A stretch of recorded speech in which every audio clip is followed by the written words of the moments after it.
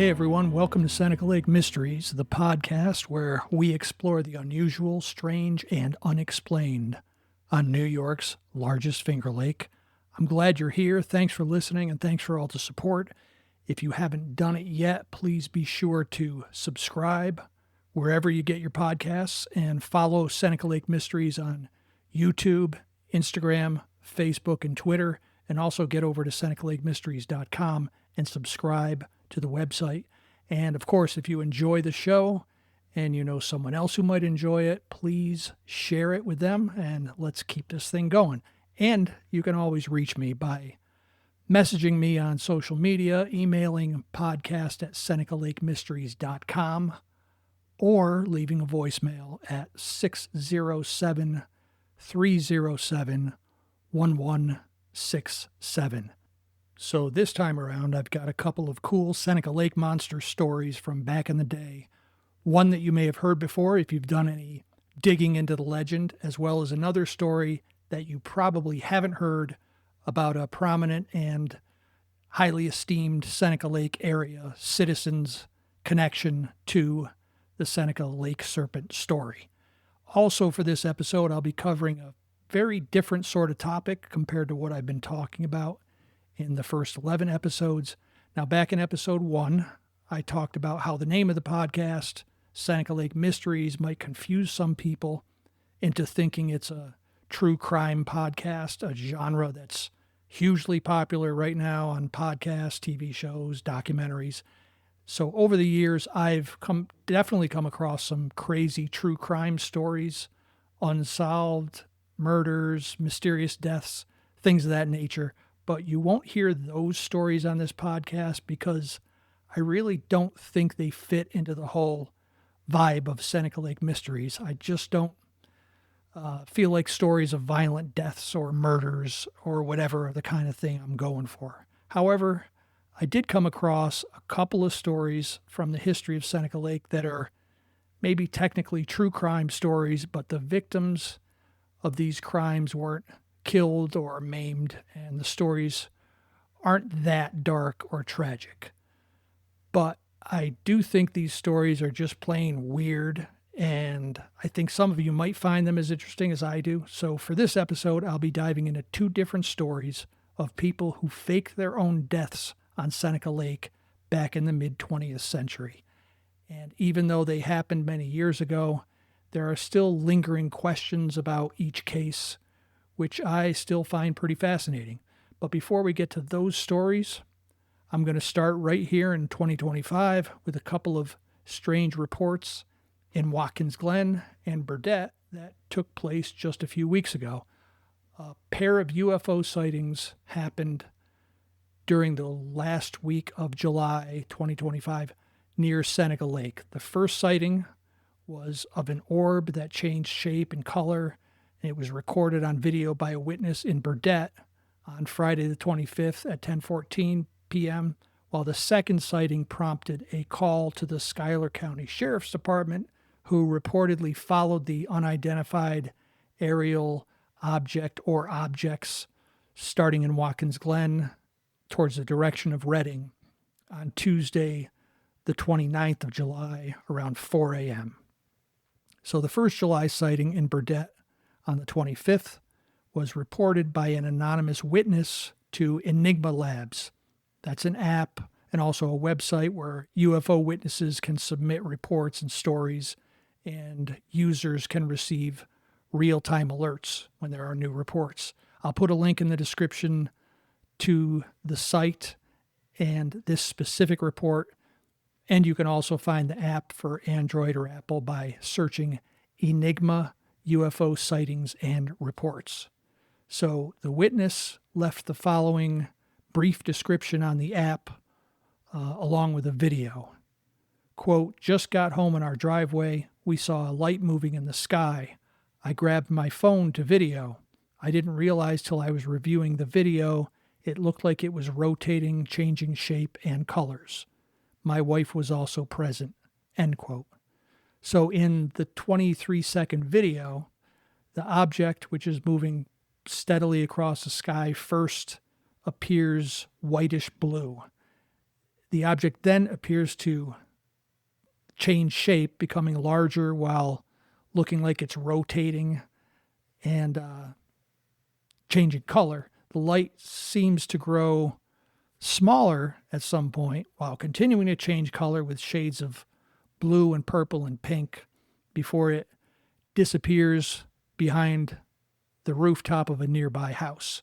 It does not look anything like a plane, drone, or Chinese lantern to me. And you can also go to the Seneca Lake Mysteries YouTube page to see the video along with a zoomed in version of the video that I made. And of course, orbs have been seen in the skies over and around Seneca Lake for the last 70 years or so. So another sighting in 2025, while rare, certainly isn't unusual for this region. Now, the next sighting took place on July 29th. On July 30th, a Facebook user posted the following in a local Facebook group. Anyone have any info on a possible UFO sighting at 4 a.m. on Ellison Road outside of Watkins Glen in early morning 7/29/25? Sheriff was dispatched to check it out.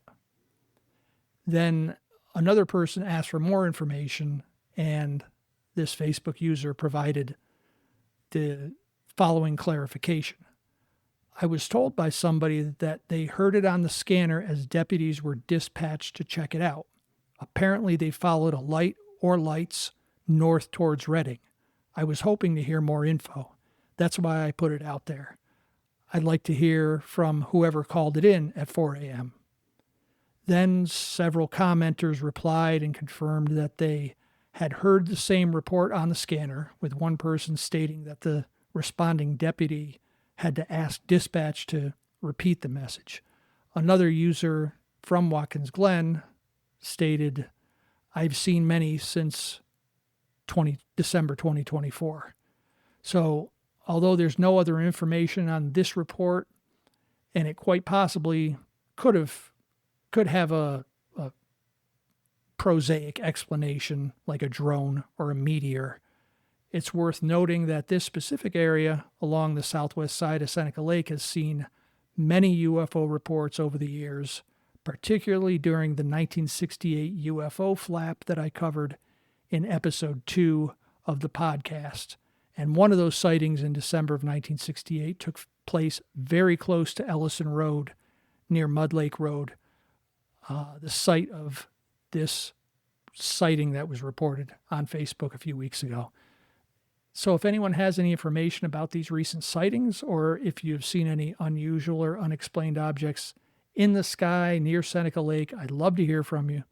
Call 607-307-1167 to leave a voicemail, or you can send me an email to podcast@SenecaLakeMysteries.com.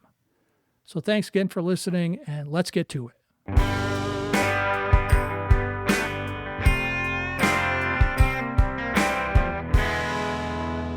So we live in a time in history when the idea of faking your own death and building a new life somewhere else sounds virtually impossible. From cell phone data to camera surveillance everywhere to GPS tracking to high-tech ID cards, we're all in the system, and it's incredibly difficult to completely avoid detection. And this is why I find stories of people who fake their own deaths pretty interesting. Even 40 or 50 years ago, making the decision to disappear was actually doable. And if you go back a few decades earlier, it was even more possible. Now, Seneca Lake means many things to people. One person might look at Seneca Lake and think that would be a great place to go boating. Another person might think this is a beautiful example of natural beauty and an extraordinary ecosystem. Someone else might think that's a perfect spot to do some fishing. But it also turns out that there have been people who've seen Seneca Lake and said, this would be an ideal location to fake my own death and leave my life and my problems behind. So here are a couple of stories about men who did just that. They faked their own deaths by supposedly drowning in Seneca Lake with mixed results. So we'll start back in June of 1940. 36-year-old Frederick Campbell had his hands full. Several months earlier, he had moved from Geneva, New York to Waterloo, New York, with his wife and 6 children who ranged from ages 6 to 14 years. Now, prior to living in Geneva, Frederick and his family had lived in the Boston area. He worked as a claim adjuster for a company called Consolidated Motor Lines in Border City. Then he got the news that due to a change in management or ownership at the company, he was going to be transferred to the company's location in New Haven, Connecticut, forcing him to move his large family a long distance once again. Frederick then took a week-long leave of absence before his move to New Haven, during which he would take a planned fishing trip to Seneca Lake. But Frederick Campbell actually wasn't just planning to go fishing. Whether he was overwhelmed with his job or his household full of 6 kids or something else, Frederick wanted out, so he came up with a plan. On Wednesday, June 12th, 1940, Frederick left his home on Swift Street in Waterloo and headed for Pontius Point on Seneca Lake in Romulus. He stopped at a nearby livery and rented a rowboat for the next morning. At 6 a.m. on Thursday, June 13th, Campbell took the boat out onto Seneca Lake. He apparently spent a long time on the lake because he was seen fishing from the rowboat by a nearby resident who lived on the shore there at around 10 p.m. on Thursday night. Then the next morning, Friday, June 14th, the empty rowboat was found washed ashore. There was no trace of Frederick Campbell in the boat except for his fishing license button and a tackle box. 1 oar was in the boat, but the other was eventually found about a quarter of a mile away. Nearby, Frederick Campbell's car, his locked car, was found. It was opened by a state police sergeant, and inside they found Frederick's hat and his briefcase. So a search team was assembled that same day, and they began working to locate the apparent drowning victim. State police, the sheriff's department, Seneca County game protectors, and residents along the east shore of Seneca Lake used power boats to drag the area around where the rowboat was found. On the second day, Saturday, the weather took a turn and rough waters on the lake hampered the search, which was temporarily halted. But then the search continued all day on Sunday until after dark, but there was still no sign of Frederick Campbell. However, many of the longtime residents of Seneca Lake believed that Campbell's body wasn't in the lake, and rumors started spreading. Speculation was rampant that Campbell hadn't actually drowned. So the search of the lake was ended after 3 days, and local news reports said he was presumed dead. But the authorities didn't stop looking into Frederick Campbell's life. They suspected that Campbell had faked his own suicide, and the Bureau of Criminal Investigation continued working on the theory that Campbell was still alive. And about 4 months later, Frederick Campbell was found. He was arrested by the Youngstown Police Department on October 9th, 1940, in Youngstown, Ohio. It's not clear how he was found or why he was in Youngstown, but it's likely that Campbell had ties to the Youngstown area, and authorities in New York State had notified the police in Ohio.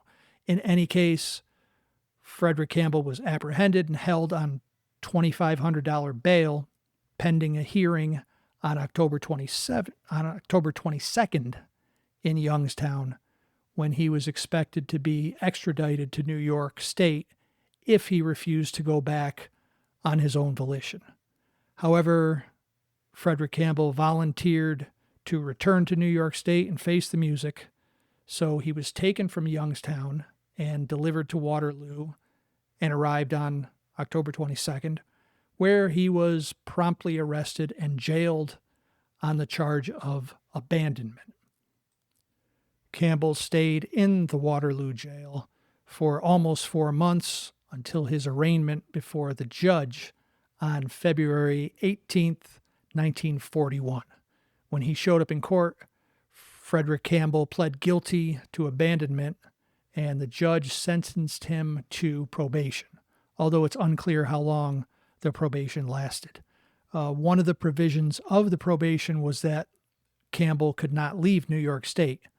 The judge also ordered Campbell to provide for his children and admonished him for abandoning his family. And if Campbell violated any provisions of his probation, he would be immediately returned to the court to be sentenced on the charge of abandonment. So I was unable to find any further information about Frederick Campbell and his family from that point forward. So I'd assume that he completed his probation successfully, and it can probably be assumed that he was just overwhelmed with his career and family and moving all the time and just kind of wanted to hit the reset button on his life. But there are still questions about how he did it. On the night he disappeared and abandoned his rowboat and his car, where did he go? How did he leave the area? Was he on foot? How did he get all the way to Youngstown? And did he have any help? So, although Frederick Campbell didn't get away with faking his own death, there would be another man who appeared to have fooled everyone, at least for a while. So back in the summer of 1957, 30-year-old Harry Brubaker was a restaurant owner in Endicott, New York, which is outside of Binghamton and about a 70-mile drive to Seneca Lake. Originally from the Pittsburgh area, Harry had a wife, Eleanor, and an 11-year-old son, and they lived on a farm they owned. Although Harry's business, the Blue Star Restaurant, was successful, something was wrong. Harry Brubaker was dealing with some type of stress, and apparently the stress was so overwhelming that he came up with a plan, a way out of his situation. It's unknown if Harry's wife Eleanor or anyone else was aware of his plan, because the details in old newspapers are scant, but let's start with what we know. On Friday, August 9th, 1957, Harry Brubaker walked into McClary General Insurance Company in Endicott and met with insurance agent Harry Stabler. Brubaker purchased a 17-day, $15,000 insurance policy for $10.75. Mr. Stabler, the insurance agent, would later say that it wasn't uncommon for people to purchase short-term insurance policies when they were going on fishing trips, which was the apparent reason for Mr. Brubaker's purchase. However, Mr. Stabler said that normally people buying a short-term policy for a fishing trip would only get $5,000 worth of coverage, but Brubaker's policy was for $15,000, which would be the equivalent of roughly $172,000 today. 8 days later, on the evening of Saturday, August 17th, Harry Brubaker left on that fishing trip with his friend from Endicott, a man named Glenwood Colley. The two men planned to get to Seneca Lake, about 70 miles, like I said, from Endicott, where they would sleep in Harry Brubaker's car and then wake up early Sunday morning to fish off of a pier on the east shore of Seneca Lake, about 5 miles north of Watkins Glen.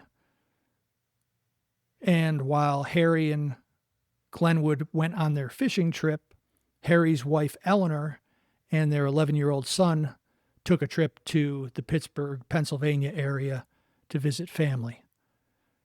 Around 2:30 a.m. on the morning of August 18th, Glenwood was woken up by Harry while they were sleeping in the car. Harry said that he was restless and couldn't sleep and was going to go try out his spinning rod and do some fishing off the pier. So Harry left the car into the darkness, and Glenwood went back to sleep. A couple hours later, when the sun came up, Glenwood went over to the pier to look for Harry, but Harry was gone. All that Glenwood found on the pier were Harry's flashlight and his fishing rod submerged in the water at the end of the pier. Harry's shoes were also found nearby, but Harry was gone. Glenwood contacted the police, and a massive search was underway. It was believed that Harry had fallen into the water, had been unable to make it back to the pier or to land, and drowned. The fact that the pier was located near one of the deepest points in the lake made the search even more difficult and urgent. So over 200 people joined the search party, including Seneca County Fire and Police agencies, civil defense workers, Conservation Department employees, and volunteers who dragged to the lake, dove into the waters, while also conducting searches in nearby wooded areas around the pier. Harry's wife and father found out. They left Pittsburgh and ended up joining the search team at Seneca Lake. But after 3 days of searching, no sign of Harry was found. The search was called off, and Harry Brubaker was presumed dead. But Harry was not dead, and 6 weeks later, he was at his father's house near Pittsburgh. Harry had hired an attorney, Joel Skelsey from Endicott, and his attorney had notified authorities and the media of Harry's location. Harry had shown up to his father's house 3 weeks earlier. Harry's brother, Dale, was told by reporters of his brother's reappearance, and after visiting Harry at their father's house, Dale said, quote, "It is the first time I knew he was alive, and I don't know where he has been since he disappeared. He appears in good health, but he isn't talking, and I know of no future plans he has in mind," end quote. So it turns out that Harry's lawyer had known that Harry was alive for a while, but delayed telling anyone to protect his clients. He said he wanted to give Harry's wife a chance to leave Endicott and come to Pittsburgh to reunite with her husband. The attorney, Skelsey, said, quote, "It would have been a different situation had Mr. Brubaker come to me the day after he was supposed to have drowned. Then I wouldn't have hesitated notifying the proper authorities. As it was, he came to me a month after the lake search had been abandoned. It was my job to protect my client," end quote. Mrs. Brubaker actually arrived in Pittsburgh just a day before Harry's reappearance was announced. Now, shockingly, Harry had actually gone back to Endicott on September 17th to give his lawyer, Mr. Skelsey, power of attorney to wind up Harry's affairs in Endicott. This indicates that Harry's wife Eleanor and his attorney knew he was alive at least 2 weeks before the rest of the world knew. The attorney stated that he wanted to spare Mrs. Brubaker, quote, "additional grief and misfortune," end quote, as she prepared to leave Endicott for good. When the lawyer was asked why Harry disappeared, he just said it was due to some kind of mental strain. So after reuniting in Pittsburgh, Harry, Eleanor, and their son never went back to Endicott. Their attorney took care of the sale of their farm and restaurant. Meanwhile, Deputy Stanley Jarrett of the Seneca County Sheriff's Department was not pleased to have been the victim of an apparent hoax and stated that they would do some investigating into the reasons behind the disappearance. Deputy Jarrett said, quote, "We don't like these jobs handed to us. It certainly put a lot of people to work who didn't get any pay, and it looks like a hoax was committed. We want to know if it was a hoax, who was responsible, and why." End quote. However, it seemed that nobody in New York State wanted to go to the trouble and expense of bringing Harry Brubaker back to New York State to account for his disappearance. So he never came back and was never charged with anything. And as far as the insurance policy goes, it turns out that the agency had already filed for a settlement of the claim shortly after Harry Brubaker was assumed dead, although it would have taken a full year before the policy would pay out to his wife. When they found out he was still alive, they immediately canceled that application.